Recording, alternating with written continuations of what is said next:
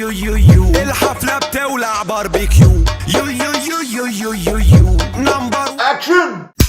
بقى طبيعي جدا في الفترة الأخيرة إن احنا نسمع أرقام عالية في سرعات الرامات، يعني مش هتستغرب لما أقولك معايا رامات 8000 ميجا أو 10000 ميجا. خلاص الكلام ده بقى عادي مؤخرا من بعد انتشار جيل DDR5 تحديدا، والدنيا بقت تجري بسرعة قوي في الرامات. يعني تقريبا احنا زدنا غير كل جيل ما بيزيد 10% 15% قوة أو 20%، لا الرامات زادت سرعتها بنسبة 200% تقريبا، الدبل. أعلى حاجة في DDR4 كانت 4400 ميجا هرتز و5000، لكن DDR5 وصلت حاليا ل 10000 ميجا. شركة نيو فورزا اللي تعتبر العلامة التجارية للجولد كي تكنولوجي موجودة معانا كالعادة وبتنافس بقوة بالتخصص في عالم الذواكر تحديدا. والنهاردة هنراجع نيو فورزا ترينيتي بتردد 7200 ميجا هرتز. ايوه زي ما سمعت كده يا صديقي، 7200. دي تعتبر من اقوى الرامات الموجهة للجيل ال 12 وال 13 من انتل، وكمان للجيل الجديد من AMD. تردد 7200 ميجا يا جماعة ما تستهونوش بيه خالص، ده حاليا من اعلى الترددات في العالم. هنجربها ونشوف كل تفاصيلها في حلقتنا كالعادة. جاهزين للتجربة اللي بسرعة الصاروخ دي؟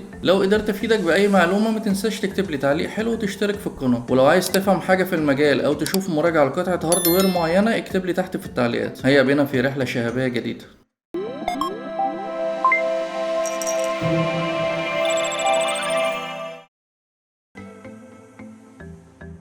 الكت اللي معانا موديل نيو فورزا ترينيتي من نوع DDR5، قطعتين 16 بإجمالي 32 جيجا.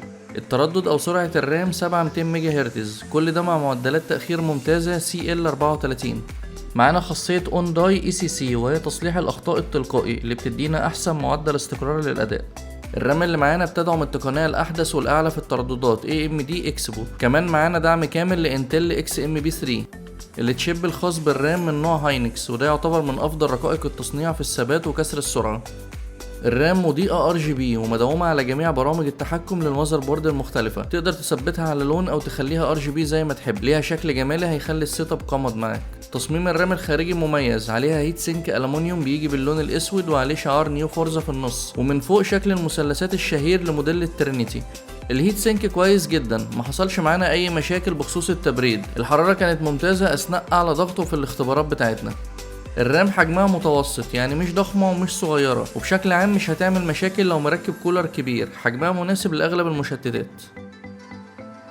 معانا ضمان نيو فورزا مدى الحياة، وده بيعبر عن جودة وثقة متناهية. سعر الكت اللي معانا حوالي $165، يعني ما يعادل 5200 جنيه مصري تقريبا، ومتوقع تغير في الاسعار حسب ظروف العملة في كل بلد. وبالمناسبة ده سعر فوق الممتاز، يعني من هنا لبكرة الشركة دي لو تواجدت في مصر هتقلب سوق الرامات حرفيا. جهاز الاختبار بتاعنا بالمواصفات الظاهرة على الشاشة، والتجربة كانت في درجة حرارة الغرفة العادية بدون اي تكييف، حوالي من 24 ل 26 درجة تقريبا.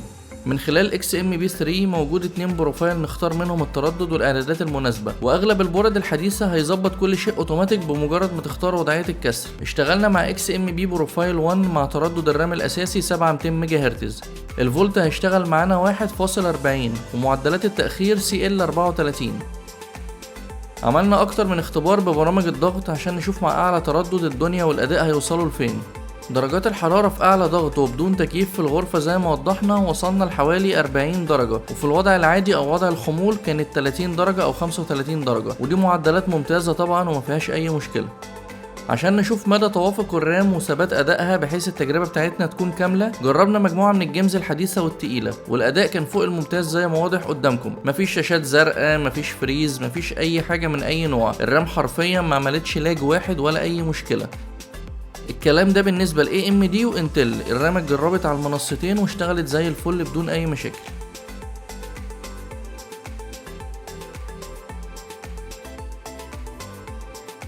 من اهم الحاجات اللي ببص لها لما بجرب رام هي الاستقرار في الاداء. السرعة والشكل مهمين بس الاداء الثابت هو النقطة الاهم في الحكاية كلها، والرام اللي معانا قدمت ده بمنتهى الاحترافية والسلاسة.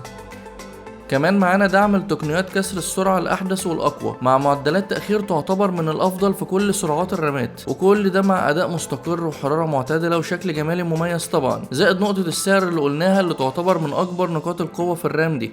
لو بتفكر تجيب رام بتردد عالي لجيل رايزن الجديد AM5 أو الجيل ال 12 وال 13 من انتل، يبقى لازم نيو فورزا ترينيتي 7200 ميجا هرتز تبقى في أولوياتك إن ما كانتش الأولى.